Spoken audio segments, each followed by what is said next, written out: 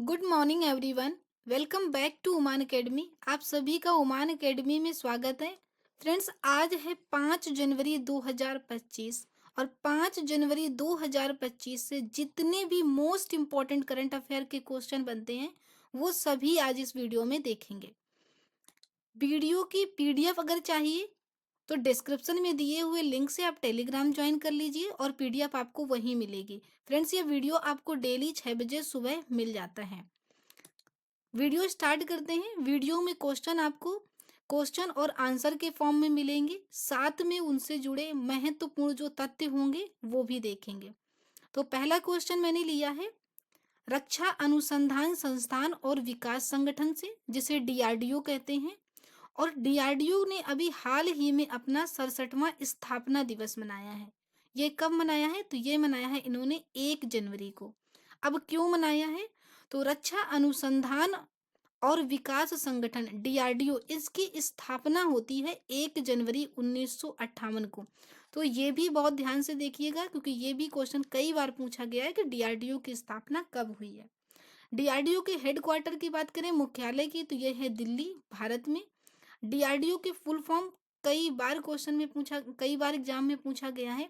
तो defence research and, ध्यान रखिएगा, डेवलपमेंट ऑर्गेनाइजेशन। एंड कभी कभी हट जाता है, डीआरडीओ सोच करके डिफेंस रिसर्च डेवलपमेंट ऑर्गेनाइजेशन कर देते हैं, इसलिए इसका फुल फॉर्म क्या होगा? तो defence research and development organisation. Current chairman की बात करें तो समीर वी कामत ये इसके करंट चेयरमैन हैं। तो इस प्रश्न से इतने तथ्य बनते थे। अगला प्रश्न देखते हैं, क्वेश्चन नंबर 2। अभी हाल ही में किस देश ने ह्यूमन मेटा न्यूमो वायरस, जिसको HMPV कहते हैं, इसका प्रकोप देखा गया है? तो कहाँ देखा गया है? चीन में। अब बात करें HMPV के फुल फॉर्म की, तो ह्यूमन, एम से हो जाएगा मेटा, और न्यूमो, PNE, न्यूमो, न्यूमो और वायरस। फुल फॉर्म ध्यान दीजिएगा, ह्यूमन मेटा न्यूमो वायरस पूछा जा सकता है। अगला क्वेश्चन थर्ड नंबर लिया है 31 दिसंबर 2024, भारतीय रिजर्व बैंक, है ना, 31 दिसंबर 2024 तक भारतीय रिजर्व बैंक, जिसे कहते हैं RBI, reserve bank of India, इसने घोषणा की है कि 2000 के नोट इतने प्रतिशत वापस आ गए हैं। तो कितने प्रतिशत वापस आ गए हैं? 98.12, 98, 98.12% जो 2000 के नोट थे वो इनके पास वापस आ चुके हैं। अगला प्रश्न देखते हैं, उत्तर प्रदेश के मुख्यमंत्री कौन है? योगी आदित्यनाथ। इन्होंने किस नदी की सफाई पर केंद्रित जल शुद्धिकरण परियोजनाओं, ठीक है, क्या, केंद्रित जल शुद्धिकरण परियोजनाओं का उद्घाटन किया है? तो यह नदी है राप्ती। अब राप्ती नदी से एक क्वेश्चन पूछा जाता है कि राप्ती नदी के तट पर कौन सा शहर स्थित है? तो यह है गोरखपुर। और लखनऊ को पूछा जाता है तो लखनऊ है गोमती नदी के तट पर। अच्छा फ्रेंड्स, याद रखना ताप्ती नदी के तट पर सूरत शहर स्थित है, ठीक है। अब अगला प्रश्न देखते हैं, साल 2025 में कितने लोगों को अर्जुन पुरस्कार से सम्मानित किया जाएगा? तो ये किया जाएगा 32, ठीक है। देखो, द्रोणाचार्य पुरस्कार, ठीक है, अर्जुन पुरस्कार, ये सभी डिक्लेयर कर दिए गए हैं और ये 17 जनवरी को दिए जाएंगे। तो इस पर एक जो स्पोर्ट के सारे अवार्ड होंगे वो वीडियो आपको बहुत जल्द मिल जाएगा डिटेल में।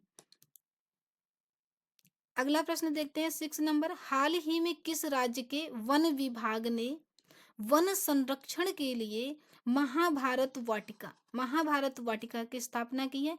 तो ये की है उत्तराखंड सरकार ने, ठीक है। अगला प्रश्न देखते हैं 7 नंबर, हाल ही में किस फ्रांसीसी संस्कृत विद्वान का निधन हो गया है? तो ये है पियरे सिल्विन फिलियोजेट। तो ये है इनकी तस्वीर, ठीक है। और पियरे सिल्वेन फिलियोजेट, ये संस्कृत अध्ययन में महत्वपूर्ण इन्होंने योगदान दिया है अपना। और इनका जन्म हुआ था 1936 में और 1924 में 2024 में इनका निधन हो गया 28 दिसंबर को, ठीक है। और ये हैं फियरे सिल्विन। अगला प्रश्न देखते हैं 8 नंबर, कौन सा राज्य देश की पहली तटीय और जल पक्षी जनगणना, पहली तटीय और जल पक्षी जनगणना कर रहा है कौन सा राज्य? तो ये है गुजरात। तो भारत की पहली तटीय और जल पक्षी जनगणना 3 से 5 जनवरी 2025 के बीच गुजरात के जामनगर में स्थित समुद्री राष्ट्रीय उद्यान और समुद्री अभयारण्य में आयोजित की गई है। ठीक है। और ये जो वेदर पक्षी की गणना होगी, तो ये वेदर पक्षी के उदाहरण कौन होते हैं? एक्चुअली वेदर पक्षी कौन होते हैं? इनकी टांगे लंबी होती हैं और चोंच लंबी होती है, जैसे कि ये क्रेन होते हैं, सारस, सूबिल, बगुला, आइबिस और फ्लेमिंगो जैसे पक्षी होते हैं, इनको कहते हैं वेदर पक्षी, वेडर। ठीक है, वेडर। ठीक है, अगला प्रश्न देखते हैं। 9 नंबर, वर्ष 2023 में वस्त्र और परिधान के निर्यात में, वस्त्र और परिधान के निर्यात में भारत का स्थान कौन सा है? तो भारत इस समय 6वें स्थान पर है। कुछ अन्य तथ्य देख लेते हैं। भारत सरकार के अनुसार भारत 2023 में विश्व में कपड़ा और परिधान का छठा सबसे बड़ा निर्यातक देश बनकर उभरा है, तो ये मैंने बता दिया छठा। अगला 2023 में दुनिया के कपड़ा और परिधान बाजार में जो देश की हिस्सेदारी है भारत की, वो है 3.9%।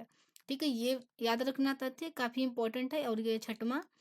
ठीक है, और चीन क्या है? ये प्रथम नंबर पर है, निर्यातक सबसे बड़ा देश है। दूसरे नंबर पर यूरोपीय संघ है और तीसरे नंबर पर बांग्लादेश है। ठीक है, यानी कि चीन, यूरोपीय संघ, बांग्लादेश, ये क्रमशः पहले, दूसरे और तीसरे नंबर पर है। भारत का स्थान की बात की जाए कि भारत किस स्थान पर है, तो भारत की रैंक है 6th। ठीक है, और 6th रैंक में भारत की हिस्सेदारी कितनी है? तो वो है 3.9%। तो इतने तथ्य बनते हैं इस क्वेश्चन से। ये सारे तथ्य इंपॉर्टेंट है, किसी भी तरीके से वन लाइनर फॉर्म में या फिर इसके मल्टीपल ऑप्शन बना करके क्वेश्चन पूछा जा सकता है। अब अगला प्रश्न देखते हैं, क्वेश्चन नंबर 10। हाल ही में क्या हुआ है? एसोचैम के महासचिव नियुक्त किए गए हैं। और इन्हें ये किसे नियुक्त किया गया है? ये नियुक्त किया गया है मनीष सिंघल को। ठीक है, तो ये है मनीष सिंघल। इनको क्या किया गया है? एसोचैम का महासचिव नियुक्त किया गया है। ठीक है, और ये किसका स्थान लेंगे? दीपक सूद का स्थान लेंगे। एसोचैम का फुल फॉर्म पूछा गया है कई बार, इसे देख लेना। Associated chambers of commerce and industry of India. ठीक है, याद रखना, associated chambers of commerce and industry of India. स्थापना होती है एसोचैम की 1920 में। मुख्यालय इसका नई दिल्ली में है और अध्यक्ष हैं इसके संजय नायर। अच्छा, ये है क्या? तो यह एक प्रमुख व्यापार और उद्योग संगठन है। व्यापार और उद्योग संगठन है जो भारत में ट्रेड और इंडस्ट्री के विभिन्न क्षेत्रों के विकास और मजबूती के लिए काम करता है। ठीक है, तो इतने तथ्य बनते हैं इस क्वेश्चन से। अगला प्रश्न देखते हैं, क्वेश्चन नंबर 11। हाल ही में 31वीं राष्ट्रीय बाल विज्ञान कांग्रेस 2025, ठीक है, राष्ट्रीय बाल विज्ञान कांग्रेस 2025 का आयोजन कहाँ किया गया? तो ये किया गया है भोपाल में। इसका विषय क्या है? विषय, ये विषय वाले क्वेश्चन बहुत पूछे जाते हैं। स्वास्थ्य और कल्याण के लिए पारिस्थितिकी तंत्र को समझना। आयोजनकर्ता कौन है? तो हमेशा इसको राष्ट्रीय विज्ञान एवं प्रौद्योगिकी संचार परिषद द्वारा आयोजन किया जाता है। पहला आयोजन हुआ था 1993 में। जो इसमें बच्चे भाग लेते हैं उनकी उम्र होती है 10 से 17 साल। उद्देश्य क्या है इसका? बच्चों को अपनी रचनात्मक और नवीनता दिखाने और विज्ञान की पद्धति का उपयोग करके स्थानीय स्तर पर अनुभव की गई सामाजिक समस्या को हल करने की उनकी क्षमताओं को प्रदर्शित करने के लिए यह मंच प्रदान करता है। ठीक है, अवसर देता है। अगला प्रश्न देखते हैं, क्वेश्चन नंबर 12।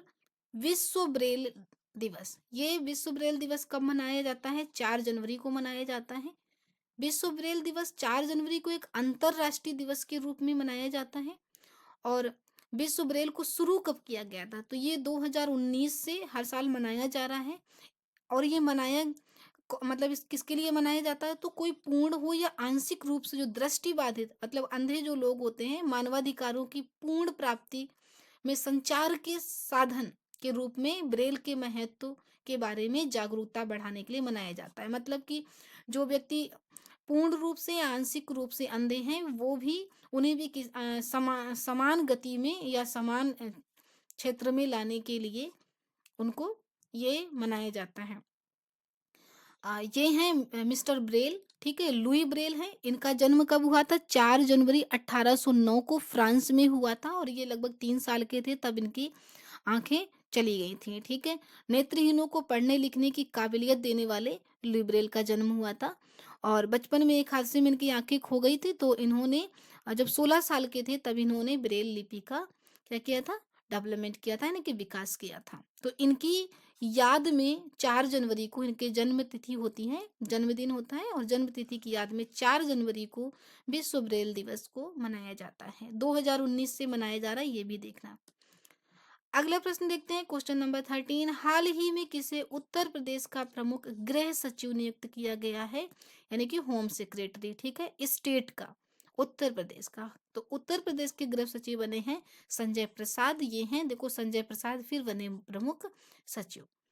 अगला प्रश्न दिया है 14। हाल ही में राष्ट्रीय जांच एजेंसी यानी कि एनआईए ने 2025 में कितने प्रतिशत यानी कि दोष सिद्धि दर यानी कन्विक्शन रेट हासिल किया? रेट है ये, कन्विक्शन रेट हासिल किया है, तो ये किया है 100%। अगला प्रश्न देखते हैं, क्वेश्चन नंबर 15। हाल ही में कहाँ के वैज्ञानिकों ने गन्ने के रस का पाउडर तैयार किया है? ठीक है, और इससे क्या होगा कि तमिलनाडु के कोयम्बटूर, ये कोयम्बटूर के वैज्ञानिकों ने किया है। इसका डिटेल में देख लेते हैं। तमिलनाडु के कोयम्बटूर के गन्ना प्रजनन संस्थान के वैज्ञानिकों ने क्या किया है? गन्ने के रस का पाउडर बनाया है और इससे अब ये होगा कि आप किसी भी मौसम में आप गन्ने के रस का आनंद ले सकते हैं और वैज्ञानिकों ने यह भी दावा करा है कि ये पोषक तत्वों से भरपूर होगा, इसमें किसी भी पोषक तत्व की कमी नहीं होगी। क्वेश्चन नंबर 16 देख लेते हैं। हाल ही में जारी रिपोर्ट के अनुसार भारत में 2019 की तुलना में ग्रीन हाउस गैस के उत्सर्जन में कितने प्रतिशत की गिरावट दर्ज की गई है? तो ये की गई है 7.93%। काफी इंपॉर्टेंट तथ्य है, याद रखिएगा। अगला प्रश्न देखते हैं। हाल ही में बंगाली निर्देशक अरुण राय का निधन हो गया है। अब ये किस राज्य से संबंधित है? चूंकि ये बंगाली निर्देशक है तो सिंपल सी बात है, ये पश्चिम बंगाल से संबंधित है। 1 साल से कैंसर से जूझने के बाद बंगाली निर्देशक अरुण राय का निधन हो गया। ये है अरुण राय। अब देखते हैं, जो पिछले वीडियो में मैंने क्वेश्चन पूछा था उसका आंसर देख लेते हैं। महान समाज सुधारक, कवित्री और पहली महिला शिक्षिका श्रीमती सावित्री देवी फूले की जयंती कब मनाई जाती है? तो इसका आंसर है, करेक्ट आंसर है 3 जनवरी। इनकी 3 जनवरी को आ, जयंती मनाई जाती है। अब लास्ट में आज का क्वेश्चन। भारतीय थल सेना ने पैंगोंग झील के किनारे छत्रपति शिवाजी की प्रतिमा का अनावरण किया। सबसे पहले तो यही क्वेश्चन इंपॉर्टेंट है, पैंगोंग झील के किनारे किसकी प्रतिमा का अनावरण किया है और किसने किया है? ठीक है, तो भारतीय थल सेना ने किया है। किसकी किया है? छत्रपति शिवाजी की प्रतिमा का अनावरण किया है, पैंगोंग झील के किनारे किया। 3 तथ्य तो आपको क्वेश्चन से ही पता चल गए। अब आपको बताना ये है कि ये पैंगोंग झील जो है ये किस राज्य में स्थित है। क्वेश्चन अपना आप कमेंट में बताइएगा। वीडियो कैसे लगा प्लीज जरूर बताइएगा, अपना फीडबैक जरूर दें और अगर वीडियो अच्छा लगा है तो वीडियो को लाइक करें, शेयर कर दें और अगर न्यू है तो वीडियो को सब्सक्राइब करके बेल आइकन को हिट कर लें जिससे आपको सभी वीडियो टाइम पर मिलते रहें। मिलते हैं नेक्स्ट वीडियो में। Thank you for watching.